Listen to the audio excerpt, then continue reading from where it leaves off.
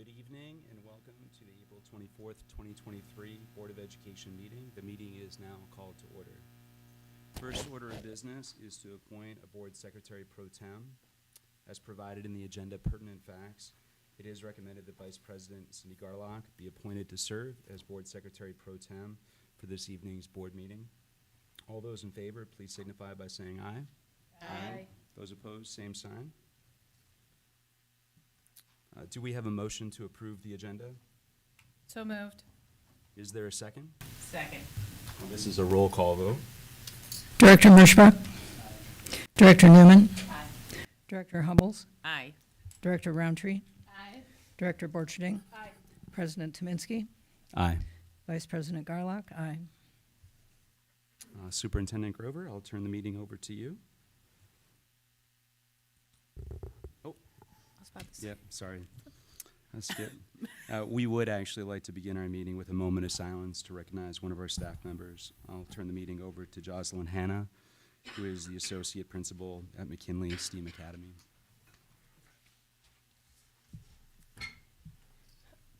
Good evening. I'm Jocelyn Hanna. I'm the Associate Principal at McKinley STEAM Academy. Jason Blocker passed away on Sunday, April 9th, 2023. Jason was born in Waterloo, Iowa, and graduated from LaPorte City High School and continued his education at Mount Mercy University. He began his role with the Cedar Rapids School District in August of 2022. Jason made a huge impact on the McKinley community. Mr. Blocker was always kind and thoughtful in class towards his students and colleagues. He was soft-spoken, patient, and consistently helpful with everyone he helped. You could always see him at after-school activities cheering on the students.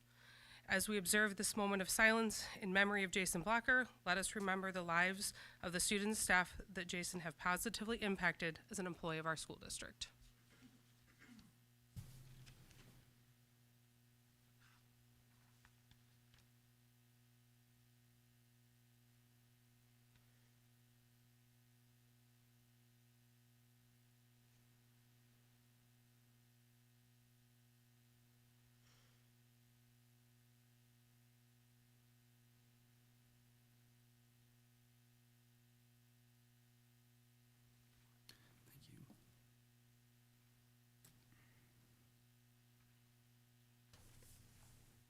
Superintendent Grover, I'll turn the meeting over to you. Thank you, President Tominski, and to the rest of the board. Tonight, I'd like to start with a student celebration. This student is from Kennedy High School, a sophomore, Tori Pega. She competed for the National American Legion Oratorical Contest this weekend. And I would say at the national level, I want to emphasize that. Tori was the local, district, area, and state champion. We had the opportunity to listen to her speech on April the 12th. This weekend, she made it to the semifinals.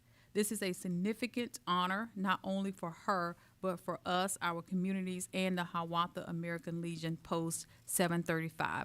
We'd like to thank the Legion Post for their continued support of these opportunities for our students. On Friday, April 21st, many of our schools participated in Earth Day activities. Students and staff canvassed their school grounds and surrounding neighborhoods. One middle schooler exclaimed, "We got to clean up the earth." I had the joy of working with Roosevelt Creative Corridor Business Academy and watched them and worked alongside them as they celebrated Earth Day.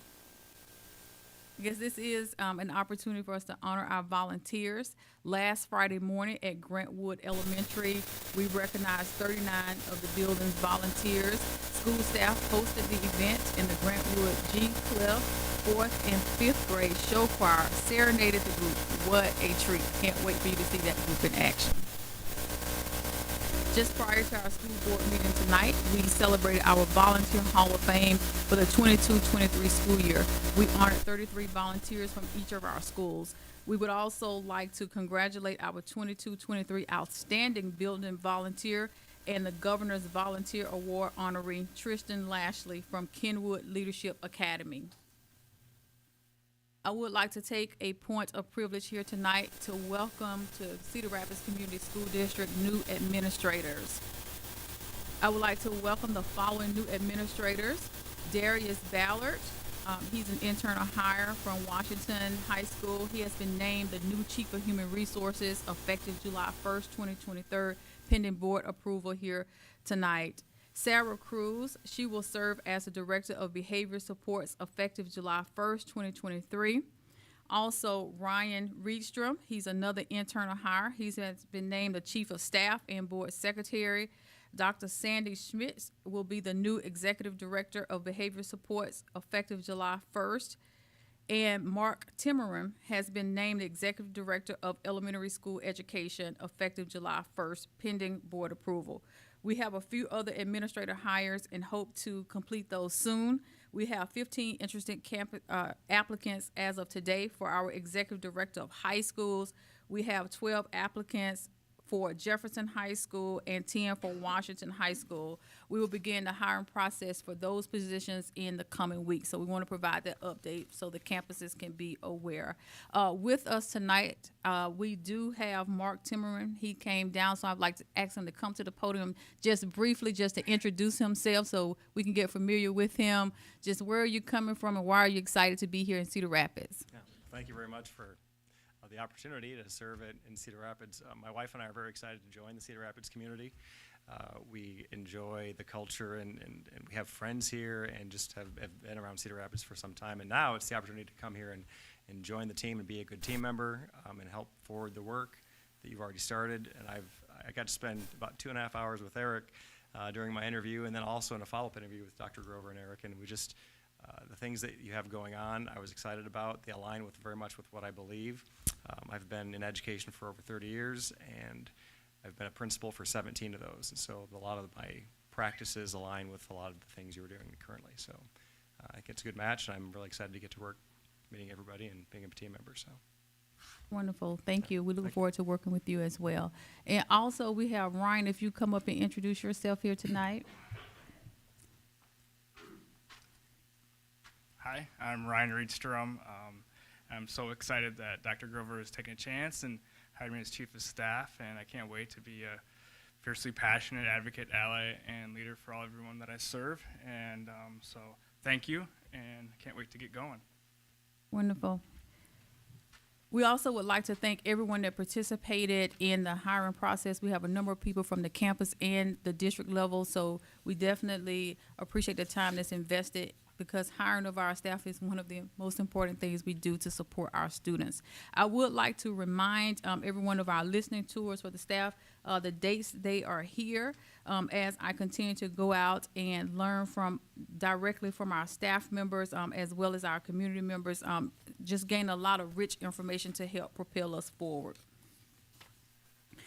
And lastly, for the Board of Education, tonight you will have the opportunity on the consent agenda to vote on the renovation and the lease for CityView. As I enter the school district, I am excited to pick up the baton and champion the efforts for college and career readiness here in our school system.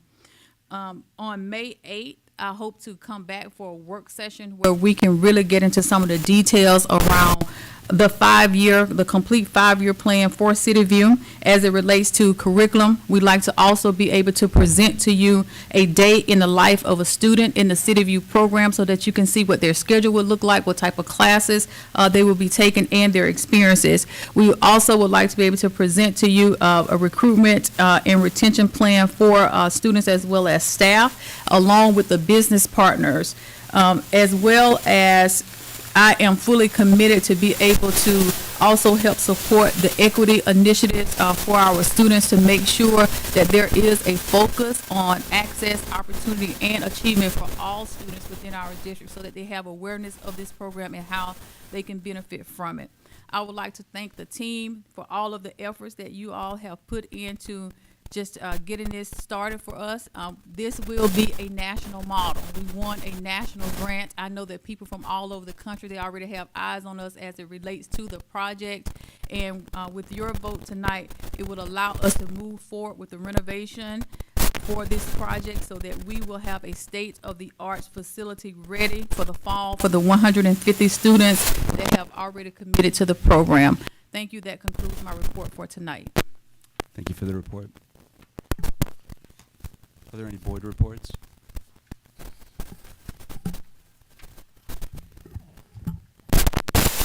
Vice President Garlock. I have a short legislative update.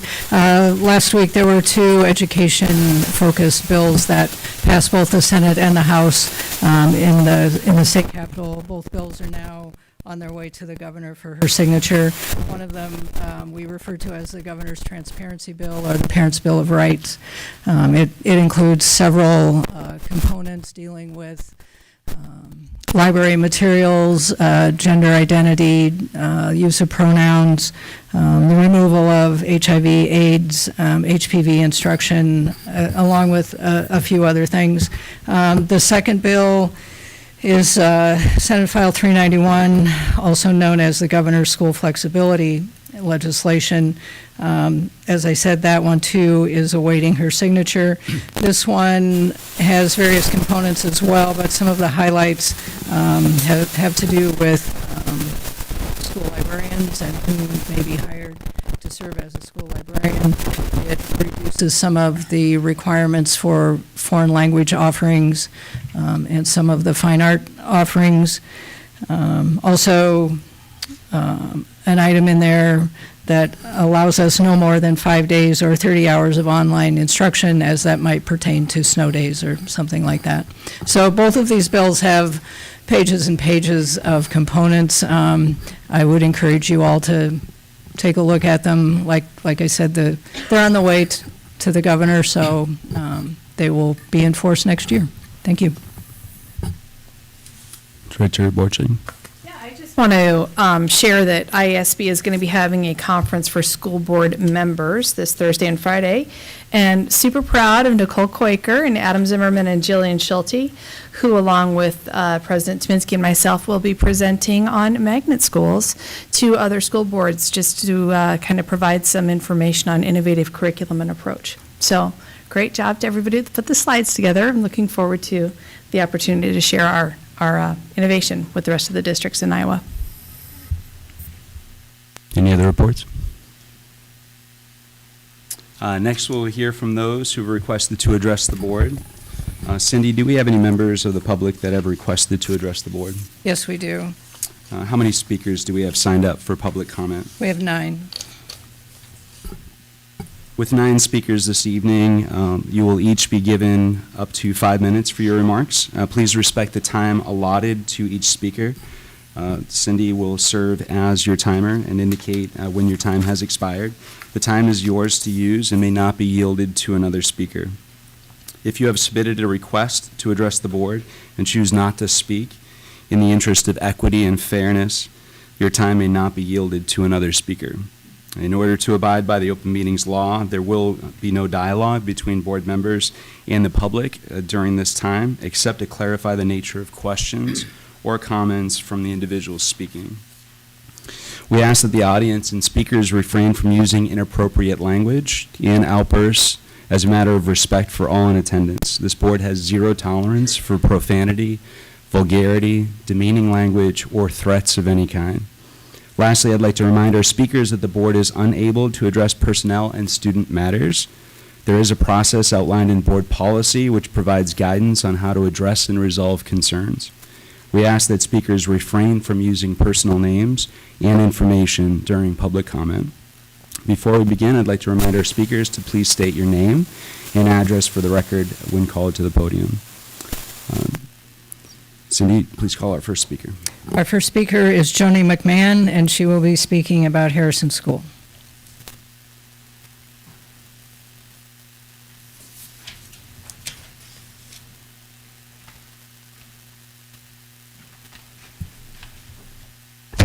Hello. Joni McMahon, 606 Fifth Avenue Southeast, Save Cedar Heritage. Dear Board of Education, Save Cedar Rapids Heritage urges you to follow the recommendation of the task force that spent months examining data regarding Harrison and Madison elementary schools. The 18-member group of parents, teachers, principals, and other school district employees carefully considered the 2 options presented to them: whether Harrison should be renovated or if Madison should be demolished in order to build a new school on its site. Demolishing the culturally and historically important Harrison School was never considered as an option, for good reason. With its unique English tutor and Gothic design by Cedar Rapids architect Harry Hunter, the two-story building is the most architecturally significant of the city's elementary schools. The building is structurally sound and with proper maintenance could last for many more generations. This area of Cedar Rapids lost so much in the 2008 flood that demolishing this cultural asset would show a severe lack of consideration to its residents as well as the city as a whole. The task force recommendation to upgrade and expand Harrison would demonstrate the district's commitment to sustainability, as neither school would need to be sent to the landfill, and it would help avoid significant environmentally costly emissions. With estimates for the new Trailside School totaling nearly $30 million, the cost difference between constructing a new school or upgrading the current Harrison School and building an addition would be negligible. Ultimately, we believe it is in the best interest of students for Cedar Rapids to keep its neighborhood schools. Imagine if the millions of dollars diverted from SAVE funding would have been used for maintenance and improvements to our current schools rather than demolishing local schools. Trends in education come and go. Will the district send these new buildings to the landfill each time, or be a good steward of natural resources and taxpayer money by being more adaptable and flexible? We strongly support doing what is best for our students, teachers, and staff, and find it difficult to believe that removing walkable neighborhood schools is in the best interest of our students. Studies have shown that removing neighborhood schools negatively impacts students of lower socioeconomic status, particularly for families who lack reliable transportation. Finally, while district officials ask Save CR Heritage what should be kept from Harrison to honor its history, well, that would be comparable to killing an elephant to display its tusks. Both are contradictory. If the district and whatever forces drive these decisions insist on a new school, we ask that Harrison be spared and the Madison site chosen for the new building. Destroying this historic asset does nothing to honor its history and only teaches our children that we live in a throwaway society. Thank you for your consideration of our children and their future. Thank you. Thank you. Our next speaker is Terry Phillips, and Terry will be speaking on the Harrison Elementary. Good evening. Thank you for allowing me to speak. I have Terry Phillips, and I have two addresses. I rent a house here in Cedar Rapids in 1204 Elmhurst by Mount Mercy, but my permanent address is 1605 Riverside Road down in Washington County. I've been a contractor for over 50 years, and I've had many opportunities to work with old buildings, and I've learned a few things for them, and I'd like to share my thoughts with you, if I may. I want to talk about sustainability, I want to talk about economics, and I want to talk about stewardship, if I may. Sustainability, the carbon footprint of the Harrison building is virtually nothing now. All the carbon that was emitted during the construction, the manufacturing, the fabrication of everything there has been absorbed by the trees. A few of those trees are no longer with us after the storm we had 3 years ago. But there's nothing there that is hurting our environment as far as carbon goes. The moment you start up the excavator to destroy that building, the carbon footprint grows immensely.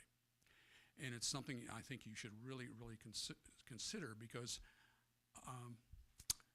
climate change is real.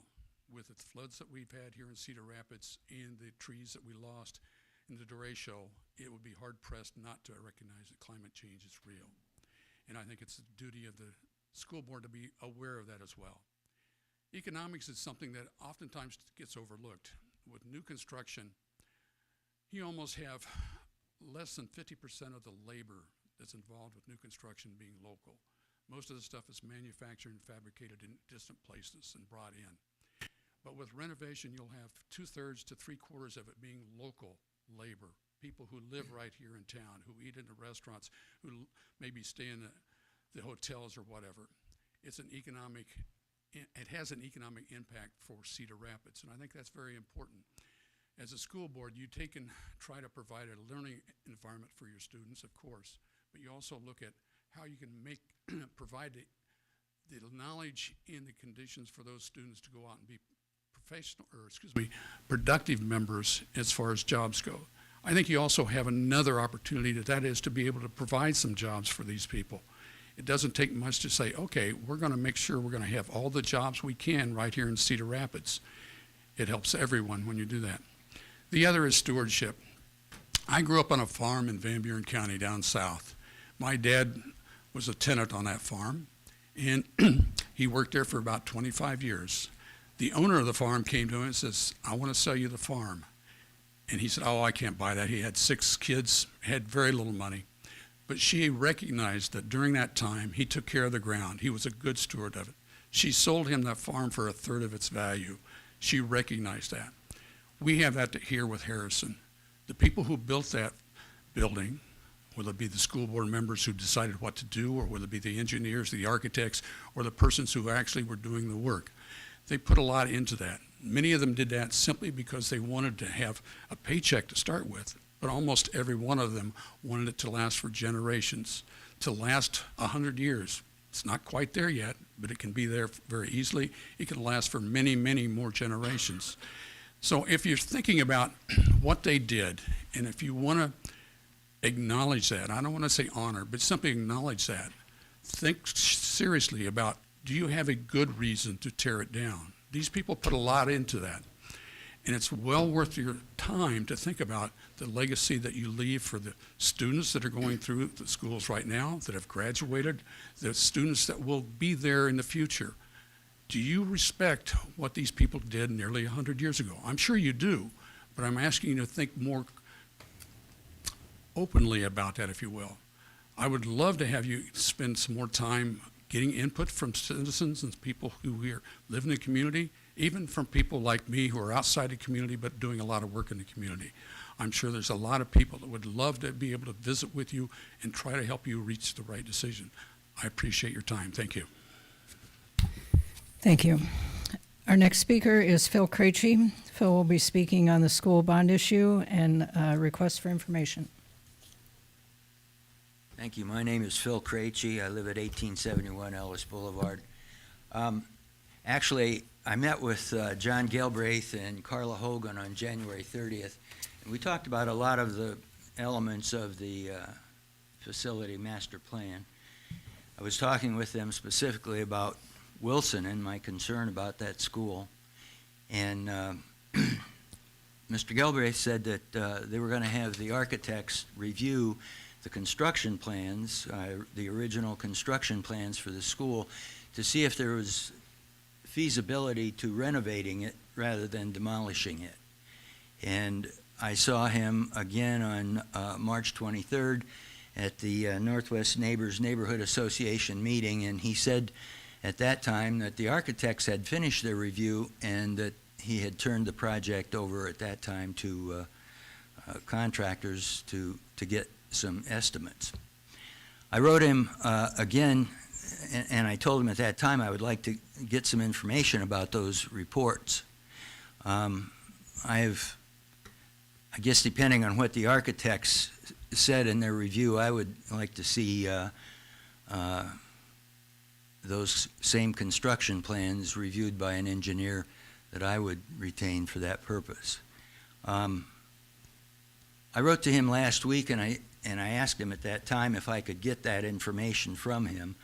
I haven't heard back, and so I have no question for the board, but I'd like to ask a favor, and that is if someone could contact Mr. Galbraith and ask him to respond to my email, I'd be very grateful. Thank you. Thank you.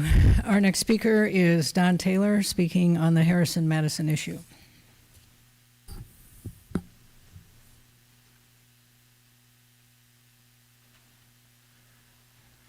Well, I served on the committee that spent time trying to decide whether we wanted to close Madison or Harrison.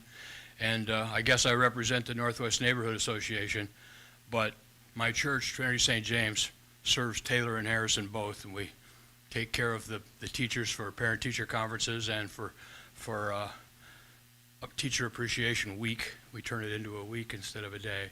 But my concern, I guess I'm confused, because when we when we were given the information as a committee, we were told to decide whether we wanted to keep Harrison or whether we wanted to keep Madison.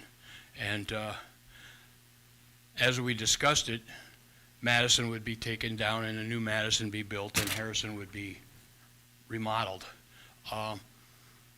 We didn't ever hear anything about Harrison being taken down and being rebuilt at all. So I'm confused by that possibility at all, because we were never even given the opportunity to consider it, which I find confusing. I'm a retired teacher and a retired principal, and I understand that you have to make tough decisions sometimes. I get it. They did a lot more research than I did on the environment and all of that stuff. My concern is kids.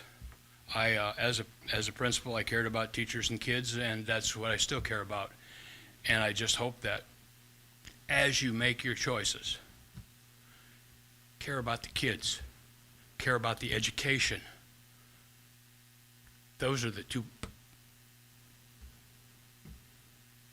only important things. Thank you. Our next speaker is Maura Pilcher, speaking on Harrison Madison. Hello again. I saw many of you just a little bit ago at the volunteer recognition ceremony. And it was exciting because the theme of it was that volunteers take the ordinary and make our schools extraordinary. And I was sitting there, and I mean, these are my horrible notes, so I'm going to be all over the place, hopefully not too confusing. But I also served on the volunteer task force, this task force that we've all been talking about. And we spent months working on this decision.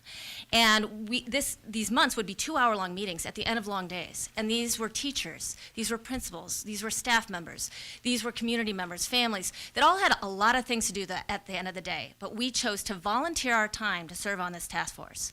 We chose to volunteer our time to pore over all of the facts, to select an architectural firm, to do all of this work and look into the funding models, to look into tax credits, to walk around Harrison with an architect. I took days off work, as did a lot of people, to do this work as a volunteer. Because I believe in this process, even though I was told that some of these decisions have gotten overturned in the past. I was like, no, we've selected an architecture firm. This process is going so much better this time. They're transparent. They're meeting with the Northwest neighbors. We're involving the community that will be affected by this decision. Like you've already heard, we had 2 options. Tear down Madison and rebuild new there, or rehab Harrison. Those were the 2 options presented to us. And that's the only thing we discussed in those, since November, these meetings that we've been attending. And the decision was made, a vote, with all the facts laid out. A vote was taken, and 7-4 were in favor of rehabbing Harrison. Okay, our work was done. It was going to go to the next level. It was going to go out to the community meeting of the Northwest neighbors, and then to you all. So you can imagine how, I mean, honestly, I felt disrespected. I did. And I'm sure a lot of the volunteers and staff members that participated in that also felt disrespected when we get hit on the side of the head with this decision that came out to all of us via email. We were on a task force. We thought we were part of the decision-making process, and it got overturned in days, our month's worth of work. And all we were trying to do was make our schools extraordinary. That's what you claim volunteers do, and that's what we were doing. Harrison is extraordinary, and it can be even better, and it can serve our community. And so we are really, it hurts personally, but also I don't think it's the best decision for this school, as we discussed by the task force. Thank you. Thank you. Our next speaker is Lawrence Winkowski, and he has many topics.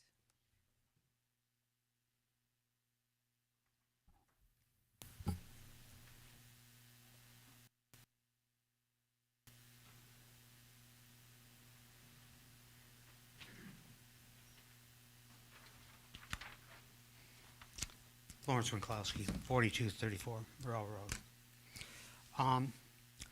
First comment I want to say is about the Harrison School and that. It doesn't affect me what happens there, but it should be a community decision of the people who live in that area. If it costs $1 million more to renovate it, it should stay there. I mean, keep it. You know, we have these things where, oh, people from the northeast side are commenting on things that exist on the southwest side. No, we don't live there. The people who live in an area should be the ones who comment on, or who have the biggest say in that. Over the weekend, I was watching a TV program, and they were talking about slavery and the impact it made on the wealth of the nobles in England. And I thought about this and other things. I said, you know, I think this school district should have a comprehensive, a class that's comprehensive on slavery, starting back in 10 or 1,000, 3,000 BC or whatever, and that non-bias, so people understand that this isn't something that just happened in a new world to get cotton picked. And I think it would be very educational for the younger people to understand the full effects of it. Last week I seen something on Facebook. Let's see.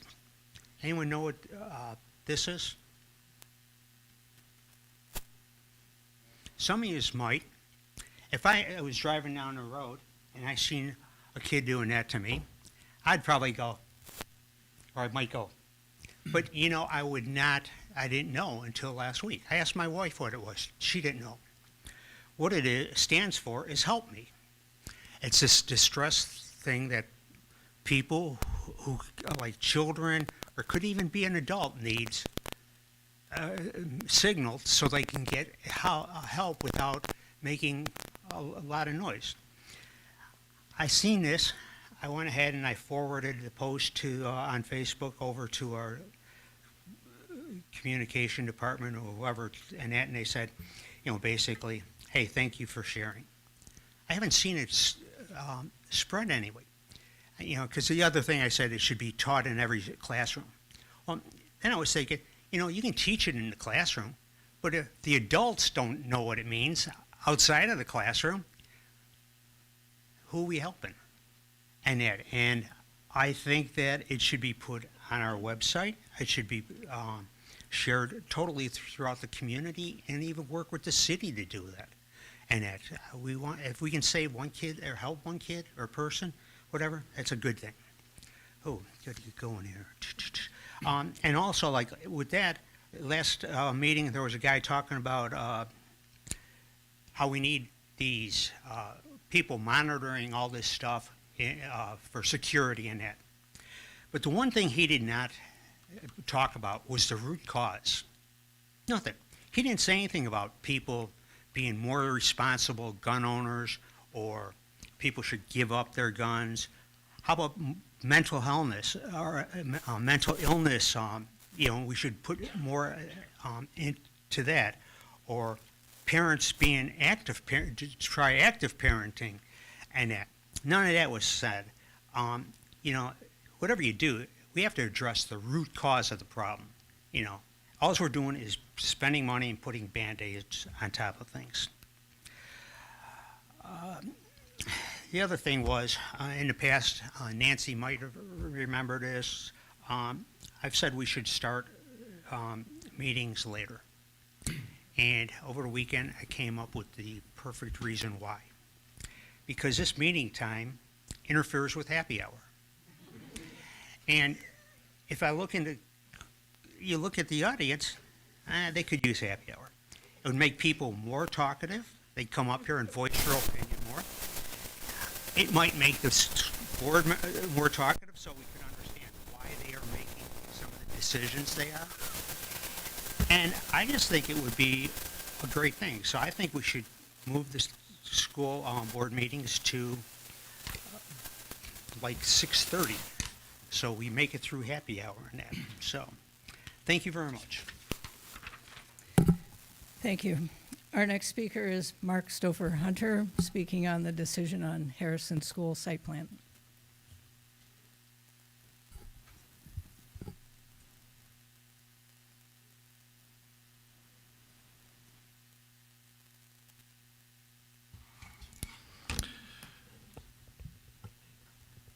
Good evening, board members. It's a pleasure to meet Superintendent Grover for the first time. My name is Mark Stouffer Hunter, and like Terry, I do a lot of work in Cedar Rapids, so I'm going to give you a Cedar Rapids address of my mom's house, 2856 14th Avenue Southeast, and I am in Davenport at 802 Bridge Avenue. I've been involved in history programming and projects with the Cedar Rapids School District for almost 30 years now, and have been a Cedar Rapids historian for even longer than that in this community. At the end of 2017, when the initial public details came out about the facilities master plan, which involved the potential closing of 8 elementary schools and 10 to be potentially replaced and demolished and replaced with new buildings, I began a very consistent messaging going into 2018 that 3 of those 18 existing elementary schools had a very high degree of historical integrity. That was Harrison School, Arthur School, and Garfield School. We continued that consistent messaging into a public forum that was held in January 2018 at the public library that I was involved with as one of the participants of that, in front of that audience. When Superintendent Buck was here, again, that consistent messaging that even of those 3, Arthur, Garfield, and Harrison, that Harrison had a particularly high level of historic integrity owing to its architecture, its significance to the neighborhood, and what it means to Cedar Rapids on the whole. Enough of this discussion early on led to a change in the facilities master planning in regards to referring to Harrison School going into 2018 and 2019, that if Harrison is considered on the schedule, they will look at renovation and not just demolition. And that became part of the regular language on that. That was intensified in late 2019 when Superintendent Noreen Bush came on a history tour on a bus sponsored by Save Sierra Heritage to learn more about the history of these Cedar Rapids elementary buildings. Going into 2020, I was honored to be asked by Superintendent Bush to be involved in the process of helping make decisions on what's going to happen to some of these elementary buildings, understanding that they do have different degrees of historic integrity. When Coolidge and Truman were torn down, I can say nothing but accolades to the city staff and principals at those schools for helping me as a historian and other historians to do photographic historic documentation of those buildings for the community and save historic relics. And those buildings those are 2 of the 30 that the Cedar Rapids School District built in the baby boom era between 1949 and 1974. Harrison's different. And Garfield and Arthur were different. So just a short time ago, when the decision was made about Garfield and Arthur, I felt like the superintendents listened and the school staff listened. They made a decision to build a new building at the Arthur Annex site.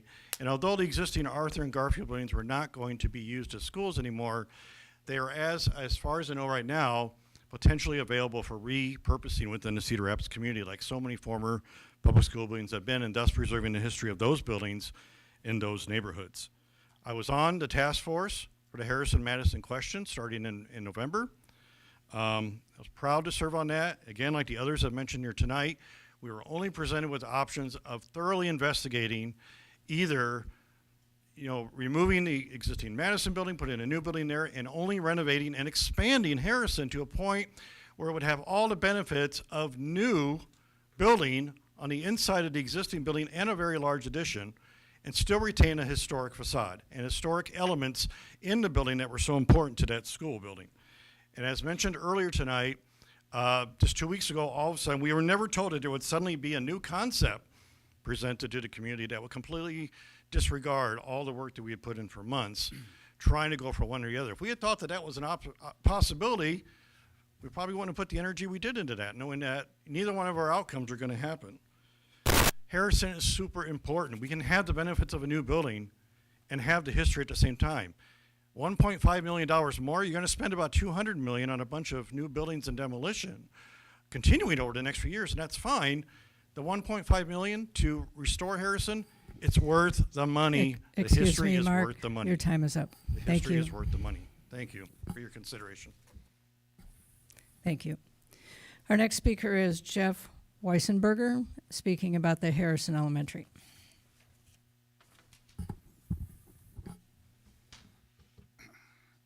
Excuse me, I'm Jeff Weissenberger, 1651 11th Street Northwest. As you will know, that is literally 2 blocks from Harrison Elementary School. My family moved here in 1978, and I see a couple of my neighbors here. I went to Harrison along with a couple of my neighbors' kids, along with my older sister and older brother.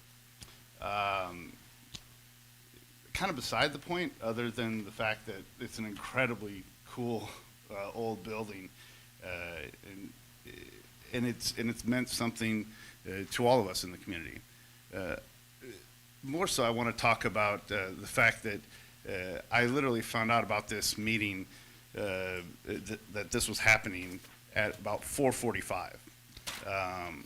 I've been in construction for 25 years. I had an appointment I was supposed to be at tonight. I called and canceled the appointment, rescheduled it to be here because we've had 48 hours since this was announced on your guys' website on Friday evening, after hours of business, so that it was sitting over the weekend, and then you had one business day for the public to know about it, and then for you guys to make your decision. It baffles me, to be honest with you. It baffles me that a board can unilaterally make a decision against against the recommendation of a group that you guys hired to make a recommendation to you, a group that is professionals in construction, not managing a school district, but in construction. You hired people to do a job, and you didn't let them do it. That is baffling to me. I do not understand this concept whatsoever. Tearing down Harrison was not on the table. You took the recommendation, you threw it aside and said, well, we're going to do this instead. We're going to have a vote on it, which we all know is a mere formality.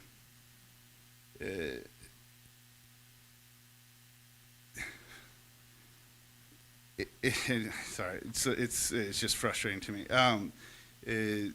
Not to mention, this is a school that is, I believe, the only neighborhood school in the district, if I'm not mistaken. Not a single kid gets bused to Harrison. Is that correct? And we're going to bus kids during the time of construction, I'm assuming, while it's being torn down and the new school's being built. It did say on your guys' website that I just literally read while the meeting was beginning, that there would be no additional cost for the kids being bused to the families or taxpayers. I mean, that's just not true, because we will be paying for it, because we pay for everything that the school district pays for, if not mistaken. As far as the monetary decision, heard mention of $1 million or $1.5 million difference between the cost of a new school, but the most recent school didn't cost the $29 million that it was budgeted at. It ended up costing 30, if I'm not mistaken. So it actually costs more than the proposed budget to renovate Harrison. Are those numbers, I'm assuming those numbers are correct. I'm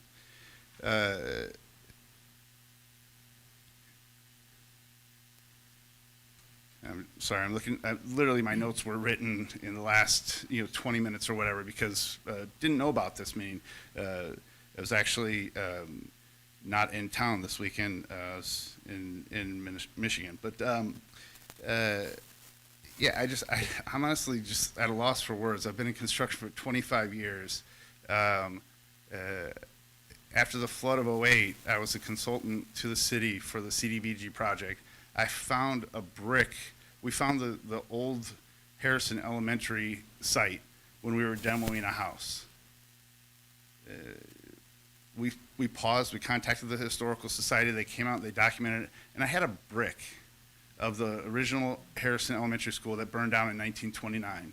And to my knowledge, it's still at the current Harrison Elementary School.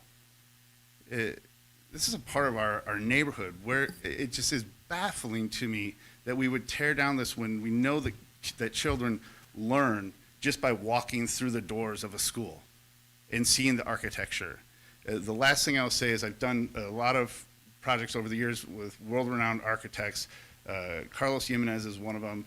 A project we did was designed specifically for children to learn just by walking in the school, and he said it will never learn as well as walking through a historical building. Thank you, Jeff.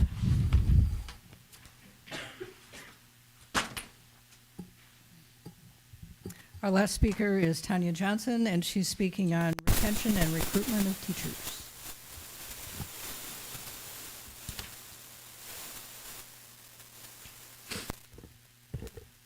Tanya Johnson, 3816 Riverside Drive Northeast.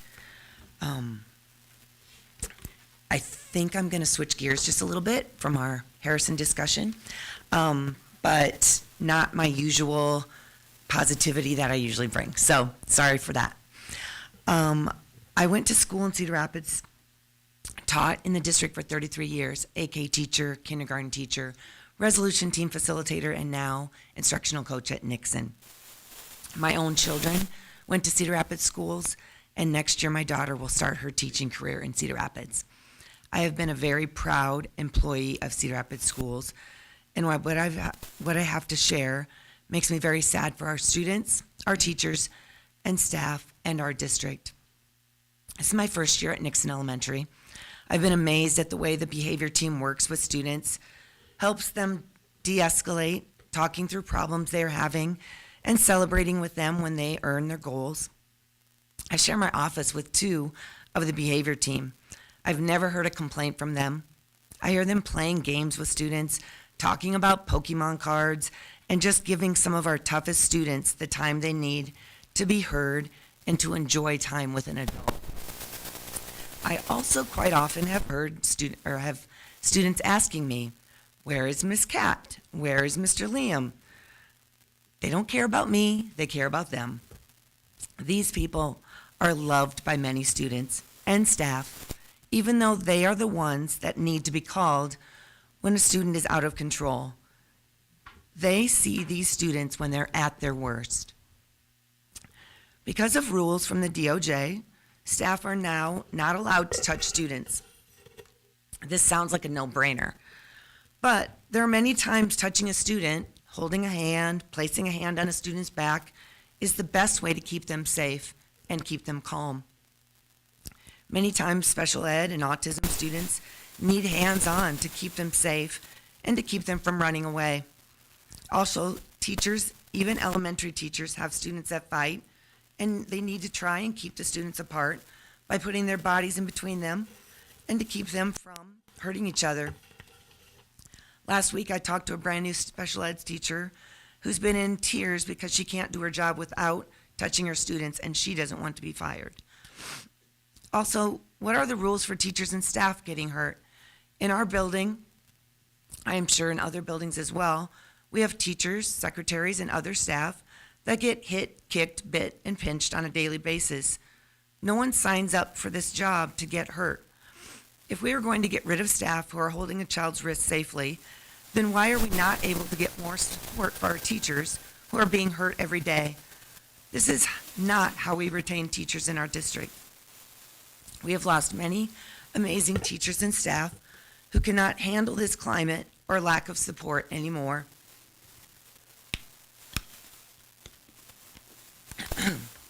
Another activity our district is doing for special ed right now is they are not hiring teachers and paras for specific positions. Instead, they are trying to hire people for the district and then placing them in positions. This is not a way to recruit staff. No person wants to be hired not knowing what their job will be or where they'll be working. As the country continues to demean the teaching profession and we have less and less students deciding to be teachers and less of those students graduating to be teachers, we need to do everything we can to help them be successful and want to come to Cedar Rapids to teach. Now, some will come because they grew up in Cedar Rapids and want to teach here, like myself and my daughter. But some will move to Cedar Rapids and won't know where they want to teach. They will look for schools that have support, where teachers are happy and supported by principals. and where they have mentoring to start their career. We used to have a mentoring and induction position in Cedar Rapids several years ago, before teacher leadership money came from the state. We had a position for a couple years, and then it was absorbed into another position. When that person switched jobs, then it was gone.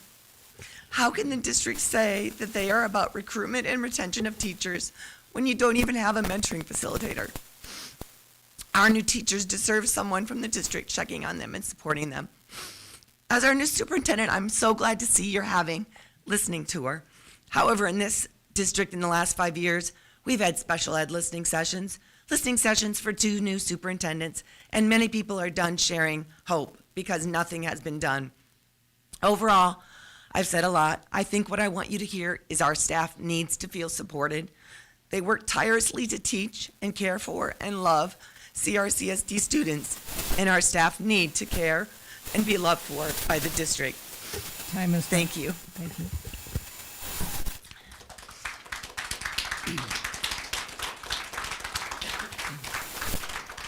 This concludes public comment. Moving on to our consent agenda, are there any items that a board member would like to pull for a comment, question, or separate vote? President Kaminsky, I would like to pull items 23-233 and 23-234. Say that one more time, sorry. 22333. 22233. 22234. 233 and 2334. Yes. Okay. That's the IASB membership renewal and the 2080 agreement? So, so Right. it's 23. 334. Yep, so that's the 2080 agreement. 23335. Yeah, it's the 2080. Okay. Oh, Sorry. so the preliminary approval, City View, okay, all right. Oh, and is that we on? Oh my gosh, I'm so Yes, sorry. Thank right. you. And those are for separate vote. President Kaminsky, I just have a question. Comment on 23334 as well, when we're ready. Just a comment? I mean, we're already voting on it separately, so I have one question and then a comment as well. Okay. So let's vote on the rest of the consent agenda minus.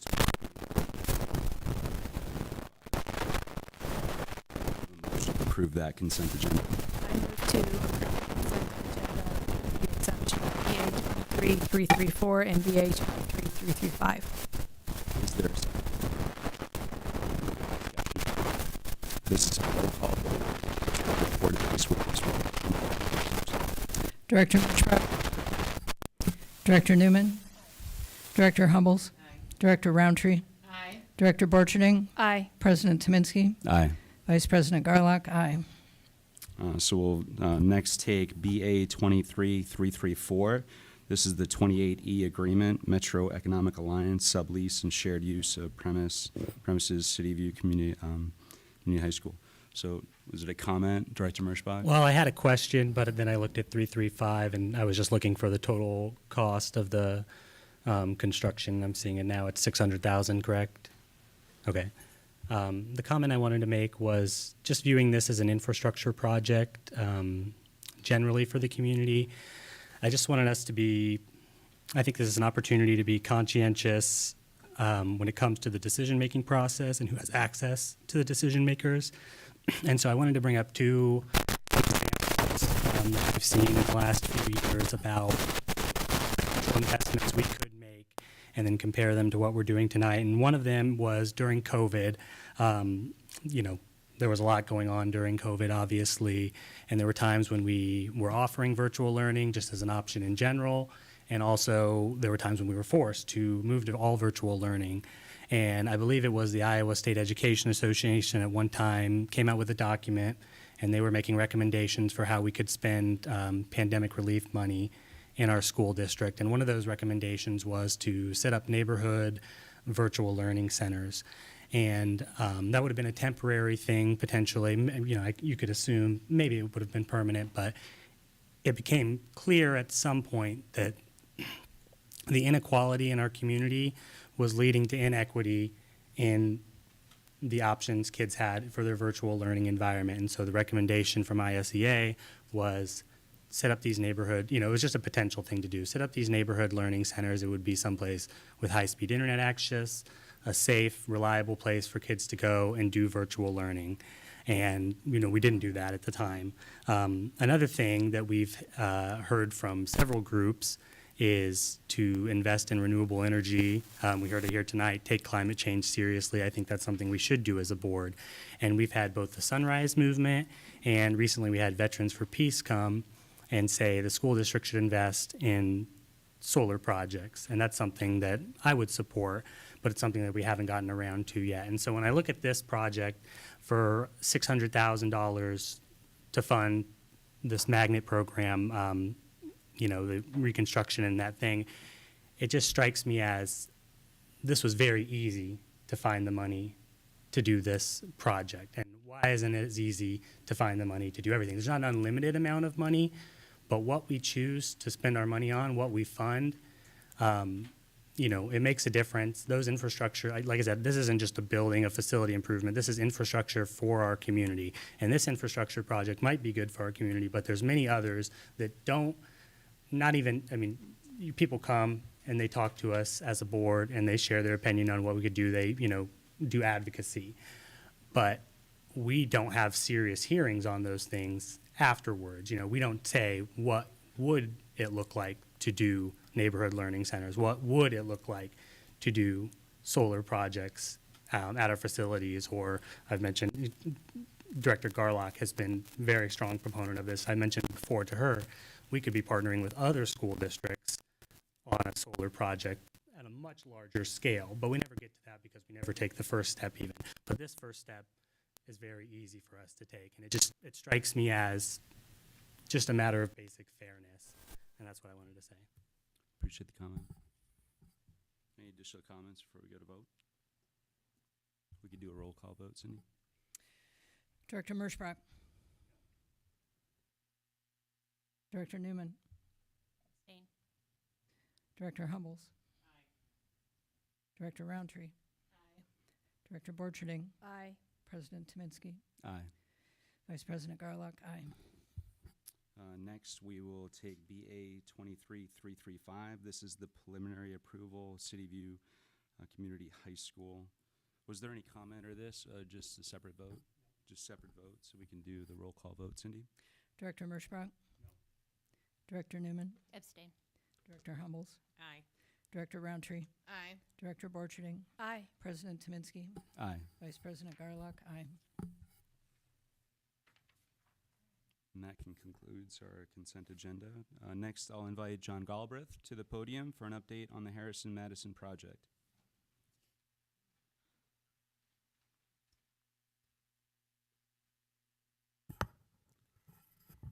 Thank you. I don't know, okay. Thank you all so much for the opportunity to present the update and recommendation for the Harrison-Madison project. First of all, we would like to thank everyone who's been involved in this process. We know that there have been several different teams who have worked on the process, and as the team came forward last month for our last meeting, we did have the opportunity to consider a couple of different options. At that particular point, I do think the team, they informed us that the recommendation that came forward, that it was not final at that particular time. There was a strong ask from the Board of Education for us to go out and to have the community meetings. And I do want to applaud the community members from both of those neighborhoods for coming out. They were well attended. I think together there were probably well over 100 people in attendance and several hundred who had the opportunity to complete the survey as well. One thing that rang true for both Madison and Harrison is that both of those communities, they love their school. That was loud and clear within the meetings as well as within the survey results that we received. We would like to provide some information here tonight that would speak to a number of the concerns and the questions that were raised that allowed us to get to this new concept that is presented here tonight. And certainly after John's presentation, we will entertain any questions. Thank you. Thank you, Dr. Grover, and good evening, Board of Education. We'll start with just a little review, and I'll make this brief. 2 weeks ago, April 10th, we came and made an update presentation to the board here on the Madison-Harrison project and where we were to date. A couple days later, we had input sessions that we held at both Harrison and Madison. Like Dr. Grover had said, roughly 50 attendees at each of those events. Then April 17th, we provided an update to our board-appointed committee, the Master Facility Oversight Committee. We also had sent out a survey to our community via social media, on our website, was also sent out by our Madison and Harrison principals to their families as well. We had roughly 200 respondents, or just under 200 respondents to that survey.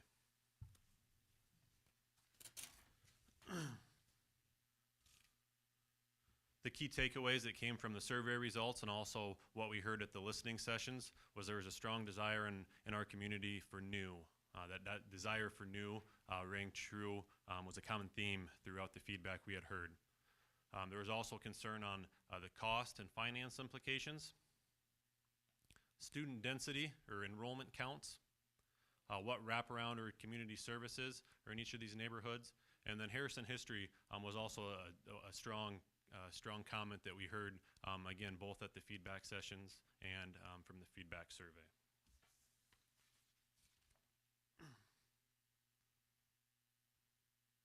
So the decision factors on the recommendation that's forthcoming, what is best for our students? I mean, that's always the top consideration when we're making any decision here, is what is best for our students. Next one there is, what are the overall costs? So just as way as a reminder from last time, the project that's decided on here will be funded through SAVE. It is not from a bond issue. It will be funded through SAVE.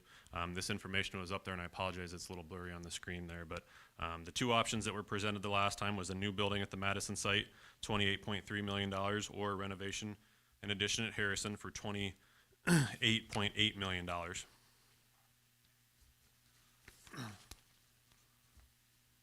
And what is the student enrollment data? So I have some past enrollment numbers listed on there, and then our projected enrollment going forward. So as you can see, Harrison is in the 275 roughly range, where Madison is in about the 175 range. So there's roughly 100 more students that attend Harrison than Madison, and that's held true from the last several years and is projected to stay pretty consistent with that going forward through the next 5 years.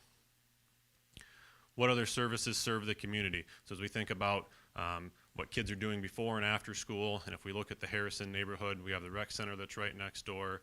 There's several daycare facilities, a church that has before and after school programming, kids on course programming that's currently at Harrison. So there's really a lot of services within that community that serve our students outside of the school day that are very important to that community. And lastly, there is, how can we honor the history? So we'll continue to work with our community on how can we honor the history of that Harrison building. I'm not an expert in that, but we have a lot of experts in the room. We'll work with our architects, what can be saved. We'll have feedback from our community involved in that process as well. So with that, the recommendation that we're bringing to the board here tonight is to build a new building at the existing Madison site. That is just a very rough rendering, just kind of a test fit on can a new building fit on the site. Similar process to what we did for an addition at Harrison. I'm sorry. Whew, good catch. New building at the existing Harrison site. I should read from my slide a little better the next time. I apologize. So that is a test fit that our architects put together for us just to make sure it fits. That was consistent with the process that we did for an addition on the Harrison site or the new building at Madison. This recommendation will best serve our students, is fiscally responsible, and will honor the historical elements of the existing Harrison building. Down there is the projected cost for this project. The new building, $28.1 million. The cost to demo the existing building, $350,000, and a $400,000 line item to salvage and reinstall some of the historical elements of the existing building.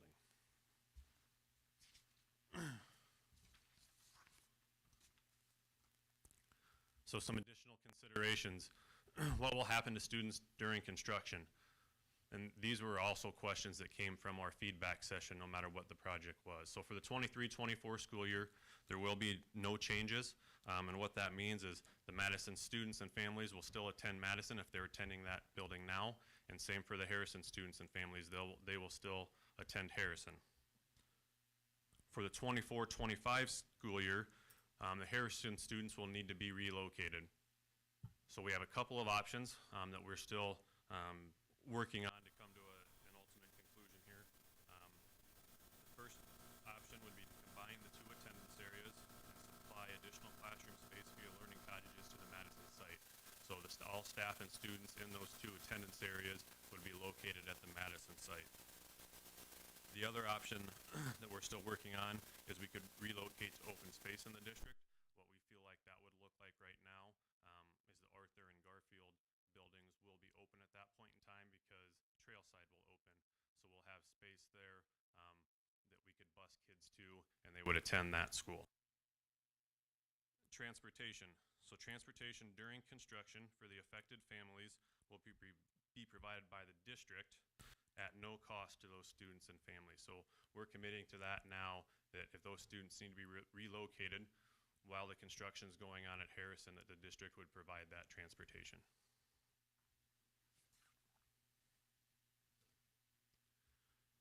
Feedback and questions. No, just from the board, sir. So just to be clear, John, the recommendation is to build a new building at the existing Harrison site. Yes, President Minsky, thank you.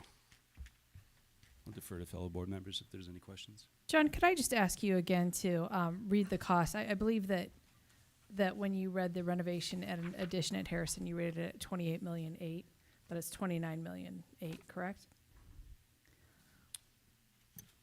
The original, right? So Yep, the original is like slide 3, maybe 4. Yes, $29,894,000. So that is the cost for the renovation and addition at Harrison. Correct. Thank you. Other questions from board members?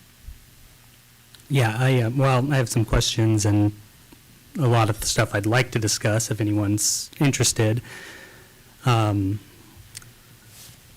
What were the questions on the survey that went out to the community? Like I saw the comments that you shared with us, but was it just 2 questions or was there more to it?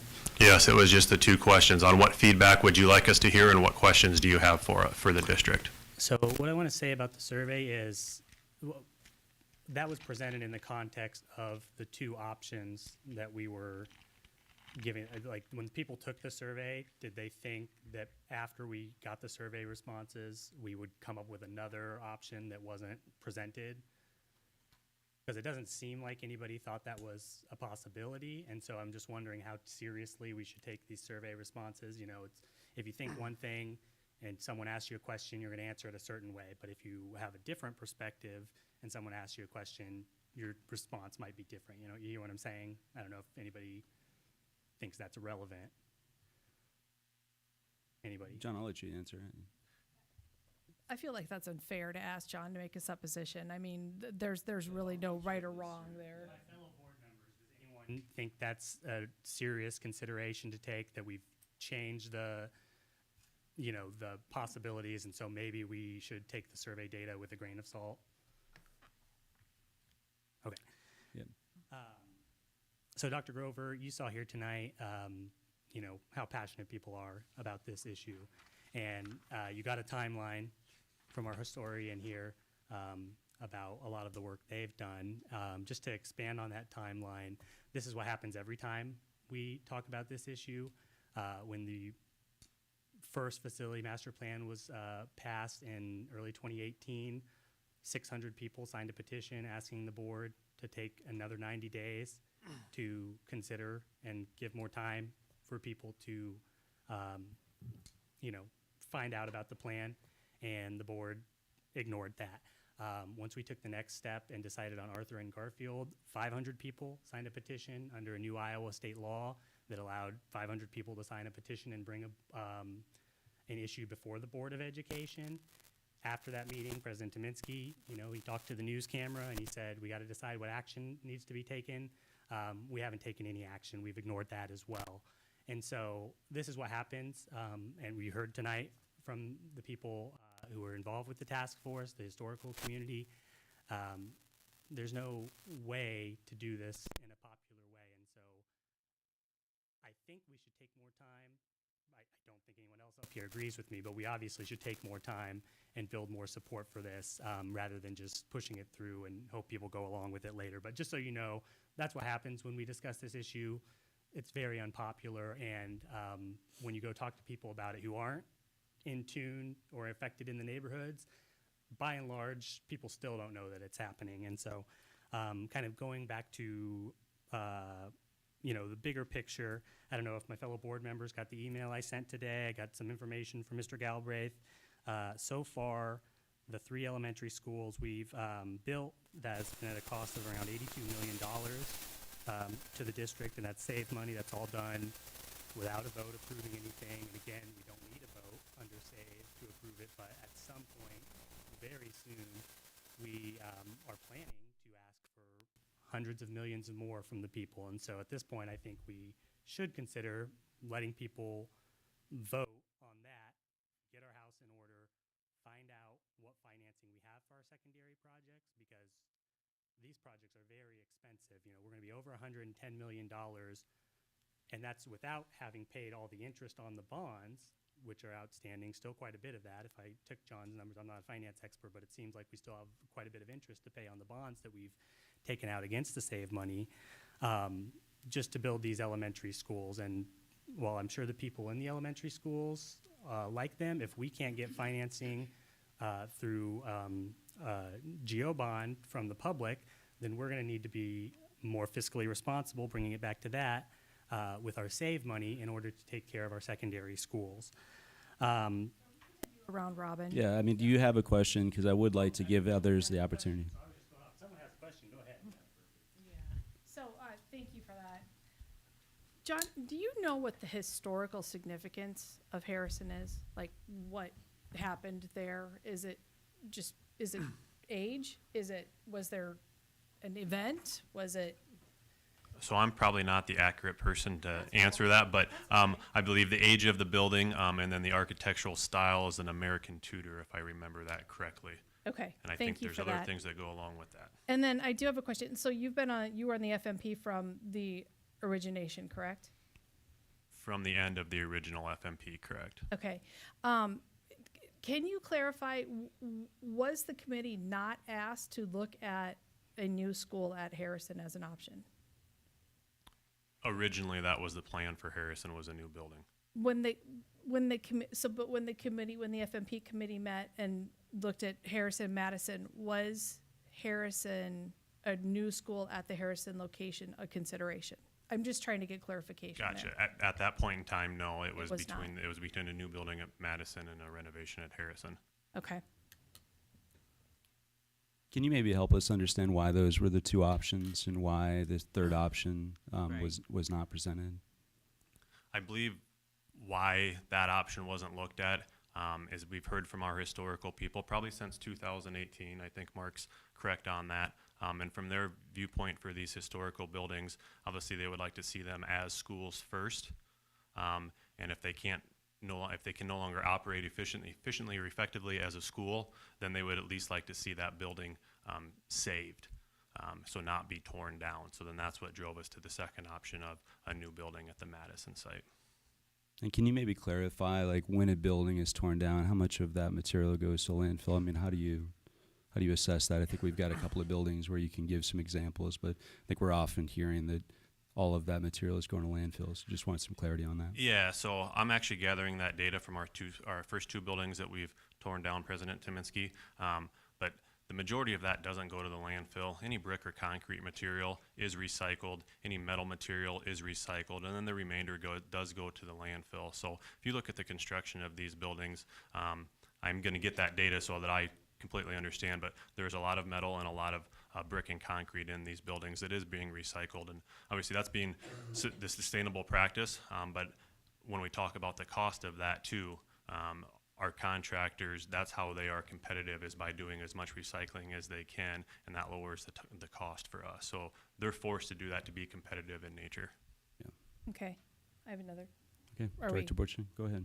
You got a second one. So I just was wondering about when we go back and we're looking at that a new, regardless of whether or not a new school at Harrison was considered, were all of the factors of what services exist inside each attendance area, what support services there are for before and after care, what co-locations are there, was in the enrollment, I know enrollment data was considered, but I'm wondering, were the support services also considered when we were thinking about the combination of these two attendance areas? So did we consider, like, kids on course and before and after school, like if Waypoint is in buildings, did we consider which buildings had ongoing programming and support? Yes, correct. Okay. That was considered for both Harrison and Madison. Yes. Okay. Thank you. And it's specifically about wraparound, right? Right. Yeah, because I think That I before see and in the after. slide, right, the input sessions provided that. Director, you good? Director Round? Yep. Director Humbles? Oh, I thought she was saying that she had a question. She looked away. Yeah. And I guess my question is, because I'm hearing folks say that there were two options available when and attending both of the informational sessions. So going to the Plan B, possibly with demolition or Harrison and rebuilding, is that based on the survey information? Because I know Director Mershbra was saying the survey that they filled out would have been filled out differently with different questions if the option would have been the Harrison in there. Does that make sense? I think that's what you're kind of saying. I don't think is there's that any the way. survey- I don't think there's any way to know. Like Director Borcherding was saying, it's not necessarily something we can know, but I can imagine that if people thought there were different options, they might have thought of it better differently, provided different answers. Well, and I just want to be mindful of the time and commitment that community members have made on this, towards this project. It's a long project. It's ultimately designed to positively impact students and our community and our district. I am a little reluctant. I'm concerned that we haven't had a chance for community feedback on the third option when it's been provided on A and B. Right, and I think the timeline is the last board meeting, you gave the presentation. We had the listening session, first at Madison and then Harrison. Like you said, about 50 people. I know several board members attended, invitations from the community, and I was happy to see them be well attended. I think certainly questioning the surveys, but it seemed like there was clearly trends, in that data. So I am curious with that third option, if given more time and listening to the community. So are you saying, Director Borcherding, that we need additional time? Just to, because it is a big decision, that it impacts our community. I would like additional time. I would suggest possibly tabling this until we have the opportunity. I would make a motion to table this until we have an opportunity to get feedback on the third option, which we haven't had community feedback on. Yeah. You have a Yeah, question? could we get some information about timeline in terms of, like, if we decide to table this until our next meeting, how does that condense the timeline for construction and bidding? What effect would that have?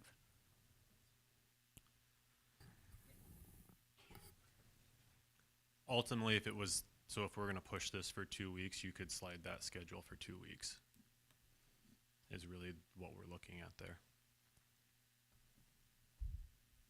Director Newman? I just need a little clarification on the original directive of the group that came together. They were asked to determine whether to, and I'm sorry, I know it's been explained, I just want to understand. Because their decision was essentially to keep 2 schools. Was the decision ever to make? Okay. Do you want to re-explain what the decisions were that were before the committee? What were they asked to decide? Before the task force? Yes. So to evaluate the possibility of an addition renovation on Harrison or a new building at the Mattis site, and or. So, so it was one or the other. One or the other, yep. Doing both projects wasn't an option. It was one or the other. Okay. And it was a new facility on Madison's site.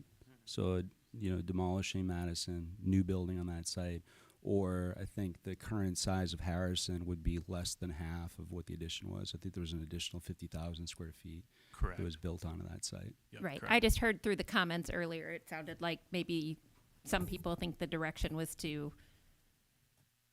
or the decision was made to build new on Madison and renovate Harrison. So, okay. I just want to maybe kind of circle back to some of the conversations around this project. And again, definitely want to honor the process, as someone mentioned, several months of having the discussions. And I do believe that what we heard from the last board meeting was to be able to go out and get feedback. And I think it was very prudent on behalf of the team that they provided open-ended questions to the survey. Basically, what are your comments? And so if you were to ask the people to vote, so if they were Madison, as I said earlier, people were very passionate about staying in the Madison community. People are very passionate about staying in the Harrison community. So during our discussions, what we attempted to do was to try to look for what were other things besides the location of where it was. And so the idea of new, that people wanted a new facility. When they talked about the student population, that there are more students over in the Harrison attendance zone, and they have been seeing an increase, whereas it's been a steady decline over in the Madison area.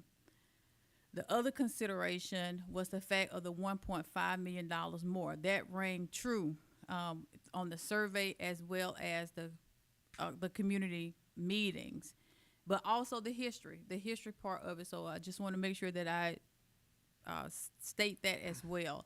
And so I do believe that it was clear that the team, and if this is different from what I understand, because I'm gathering information at this point, that they brought forth a recommendation, but nothing was final at that particular point. And I know that is always hard, and I think it's very difficult. And I think we also heard that there were only 11 people who voted.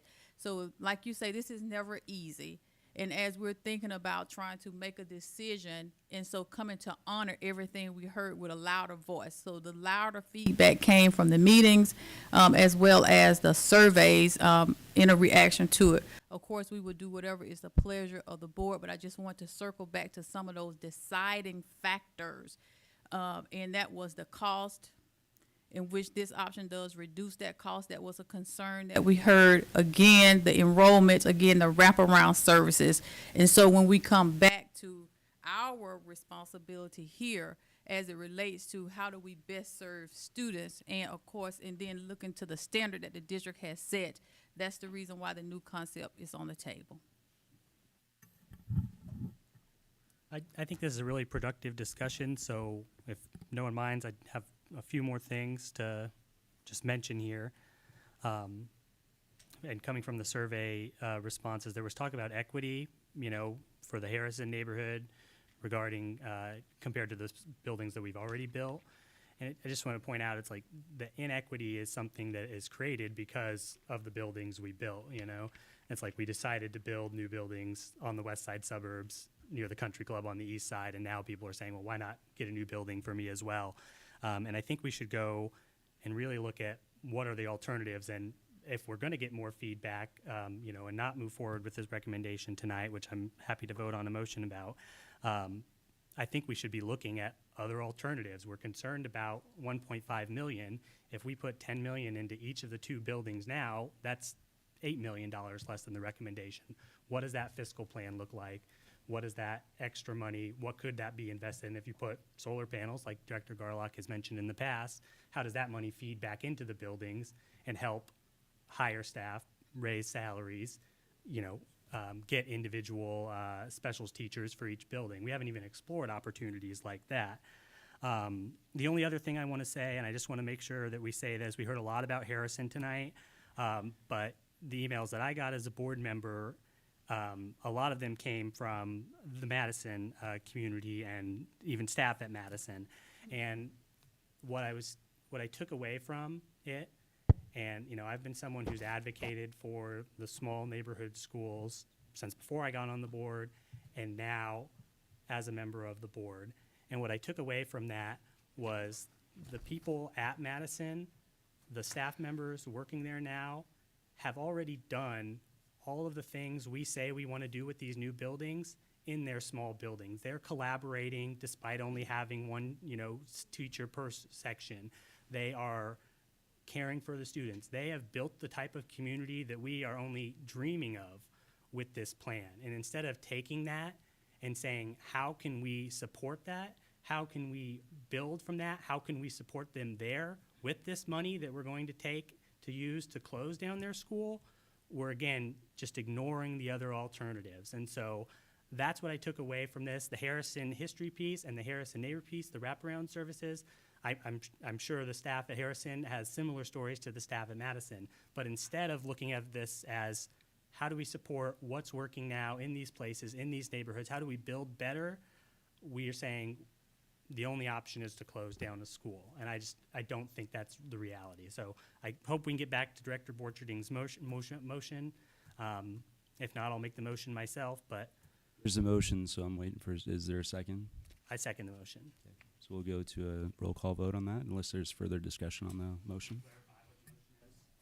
It's to table the vote until the May board meeting, which is scheduled for the 8th, right? May, Monday? So say that again, President Tominski, I couldn't hear you. Motion, I believe, Director Borchin, correct me if I'm wrong, is to table the vote from tonight to the May board meeting, which is in a few weeks. Correct. So voting on the the new option that's been presented to us, is that what it is, Doctor? If the motion passes, then the vote will be delayed. If the motion does not pass, then we would go back to voting on the option that is on the table. Director Newman? What information will be available to us between now and the next board meeting if we do this? I suppose that would be a request that, maybe once we vote on this, what additional information are people looking for? In the past, when we voted to table, that's certainly the consideration. What I feel like I'm hearing, and I want to just, echo acknowledging having served on committees and knowing how much work it is and how much time it takes to serve on those, to acknowledge that hard work. That is something absolutely that we should be taking into account, because that's a big ask, and people stop saying yes to these things when their work isn't valued. So I hear you there. I also acknowledge the presentation that was given at the last board meeting, and that your team did what you said you would do, which is go to the listening sessions, invite people to participate. They were well attended. The surveys were thorough. I know that we had requests to get the full information, not a summary. That information was presented to us. So these are not popular decisions. I think we can acknowledge that they're very difficult decisions to make, but I support the recommendation. But again, there's a motion on the table with a second, so Director Garland? Yeah, I guess before we take this vote, would like to know a little more specifically what information the board needs to have in order to be able to make an informed decision the next time. Are we requesting another community survey? Are we requesting more community meetings? Are we requesting the committee come back together? Like, I would be satisfied with another survey, the same survey, with the same questions. I think I think they have to be the same questions. Are we asking? And they're broad questions, but I think they have to be the same questions for us to be able to compare what information we've already have and new information as well. Okay. Yeah. So are we asking now with 3 options? Yep. Or are we asking with a new building on the Harrison site or a renovation on the Harrison site? Is that the ask, or are we also still including Madison? And I'd like to explore more options exactly. I mean, I don't know why we're stuck. The motion that I'm making would be to explore the three options that have been presented to the board. So that would be the renovation, an addition on the Harrison site, a new building on the Harrison site, or a new building on the Madison site, with the same survey given out, with the same questions. What were the questions? And I know that there were some of the comments, some of the feedback from staff and from others. I think that is available. Can that be shared? Yes, so we did share this information of the new concept with the Harrison and Madison staff on Friday, and we did ask them to submit any questions or comments that they would have as it relates to it. And I just really do want to applaud both of the staff members.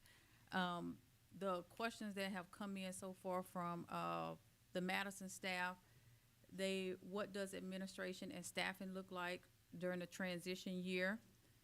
We've heard next school year will be status quo, but we also heard rumors of collaboration with both staff. Can we be assured that next year will truly be a status quo year?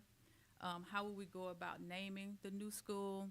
When will we know a plan for students during the 24-25 school year? Will staff get any input on this? Those were the questions from Madison. Let me pull up the questions from Harrison.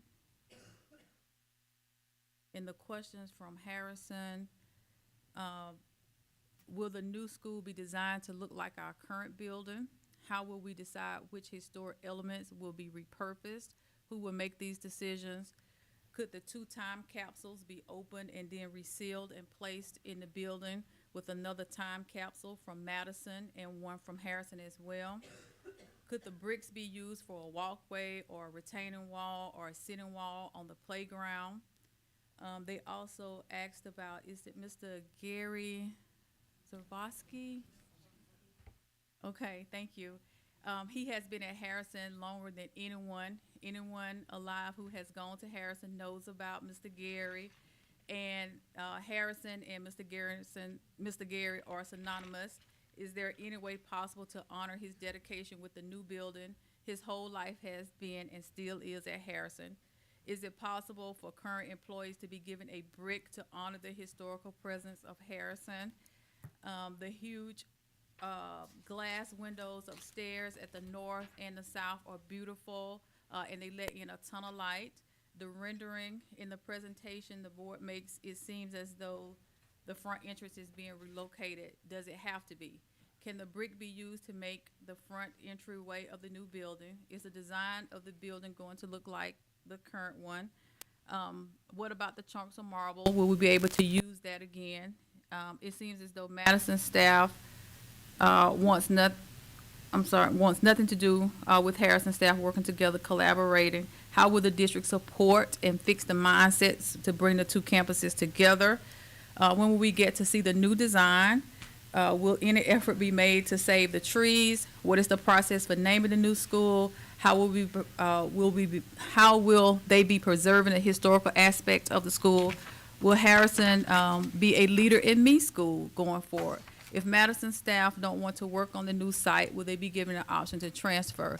So again, no matter how tough this is, and I think the best comment I heard was from a student at one of the listening sessions, and he said, what will happen to the teachers? And it was a teacher that said, we will go wherever you are. So I just want you to know that this is what we receive back from our staff at both of those schools that will be working. They are thinking about the future and how do we make this work.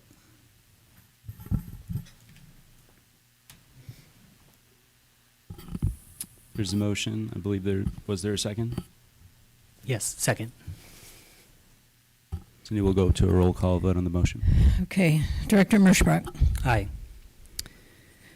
Director Newman. No. Director Humbles. No. Director Roundtree. No. Director Borcherding. Aye. Director Tominski. Director Garlock. No.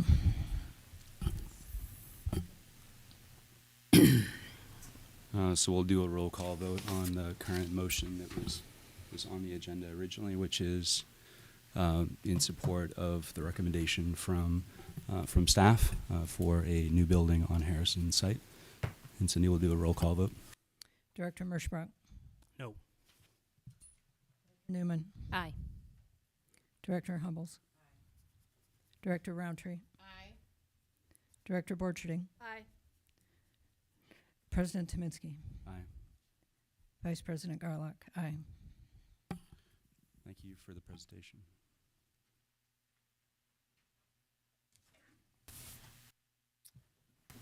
Moving on to administration, we have the approval of publication and scheduling of a public hearing for the fiscal year 23 budget amendment. Are there any questions for Carla? Carla, I never got an email about those administrative line costs from last meeting. I never followed up either, but I don't know if you remember my question. To it. Lost in translation, okay. Carla, if I can get you to the podium, I think, yeah, sorry, no, you're fine.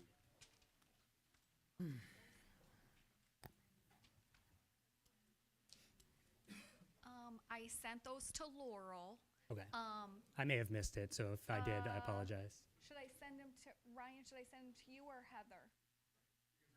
I'll send them to. I'll forward that email to Ryan tonight yet, and he'll get that off to you. Thank you. It's all. I had it all split out. Okay, thank you. Thanks. Other questions? Any additional questions for Carla? Thank you, Carla. All those in favor signify by saying aye. Aye. Those opposed, same sign. Next up is a summary, just a little follow-up from our special board meeting that was a work session held on April 7th.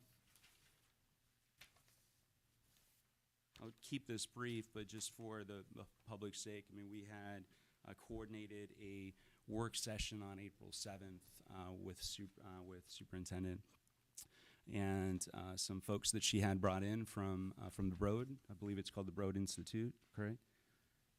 From Yale, and board members were invited. So a few things that we covered, and I certainly would turn it over to board members for any additional comments. I thought personally that it was extremely effective to have a new superintendent sit down with the board and just provide some guidelines, just the way that we work together. So in that process of interviewing new superintendents, we were given an entry plan. Obviously, the district has had a strategic plan for quite some time, showing some alignment between those two things.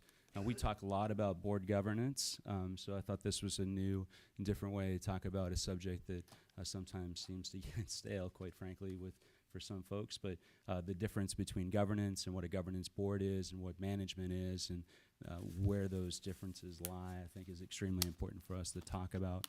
So showing some alignment between what Dr. Grover had presented in her entry plan and looking at what we already had in our strategic plan. I think we were hearing pretty consistently that we had a strong strategic plan. I know that's the way we feel as well. A lot of work has gone into that, and certainly it's worth taking a constant look at. But the opportunity for us to look at some of the things in the entry plan, and then some of the ways that we can look at our strategic plan going forward. There was some other things too that I think are worth noting, just as far as outcomes and just going forward, kind of what we're looking for. I think that in our discussion, communication was certainly an area that we want to have as a priority focus in the immediate future. Talking about student behavior, trauma, and safety, just safety overall. Again, safety is something you'll see clearly in our strategic plan, but making sure that gets addressed here in the immediate term. Recruitment and retention is another focus in the immediate future. And then career and college ready is another one. DEI was also listed. Some other things that came up, distribution and management of resources, innovation, alignment of resources, and then future ready appears again just as a priority item. So as we look at our work going forward, as a board aligned with our superintendent and administration, some of the focus areas, I think that was really felt like the goal of getting us all on the same page and make sure that we're moving together. I think we talk about a team of 8. I think working together as a team of 8 is really important. So I think that's really just again, a brief summary. Just wanted to acknowledge, I thought it was a really important step that this board took.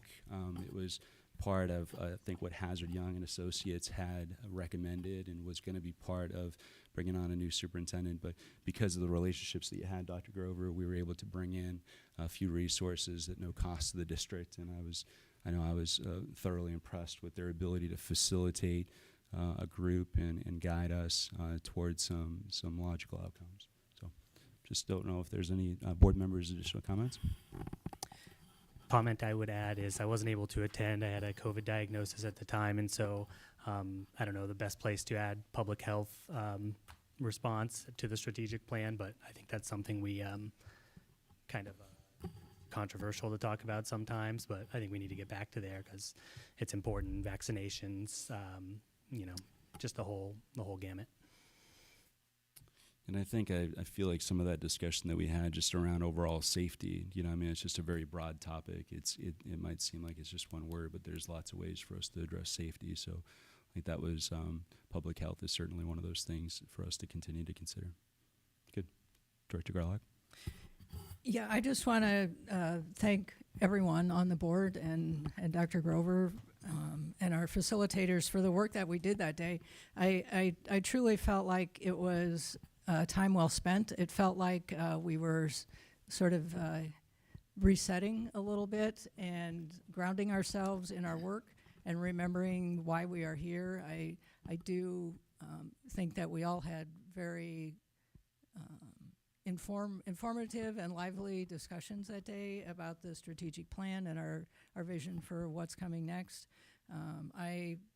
I'm looking forward to doing more work like that, and I hope we can find time in our schedules to do that. I think it's just imperative for all of us to sit down together and as Director Merschbrock referred to earlier, it's a time to look at some of those other issues that don't necessarily come to the board table specifically, but some of the broader issues, and it's an excellent opportunity to do that. So thank you to everyone who organized that. Additional comments? I will now move to closed session evaluation. Is there a motion? Do we have a second? This is a roll call vote. Director Merschbrock. Aye. Director Newman. Aye. Director Humbles. Aye. Director Roundtree. Aye. Director Borcherding. Aye. President Tominski. Aye. Vice President Garlock. Aye. We will now move to closed session. 5-minute break? Sure.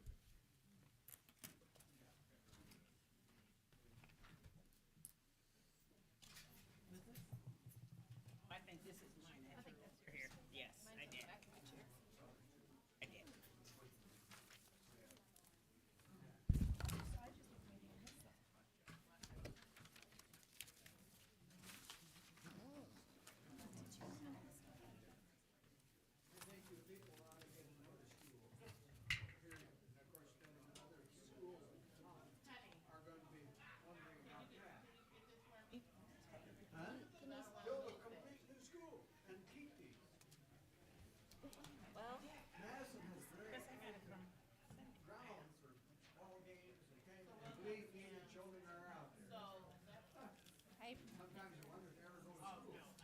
Yeah. Well, I mean, it's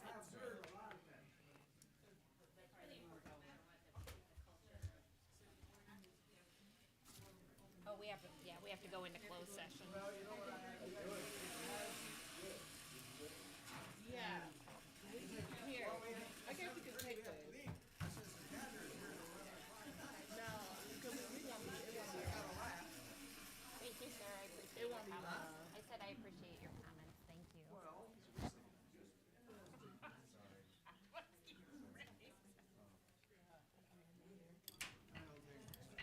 Thanks, Caitlin. All right, let me go grab another one.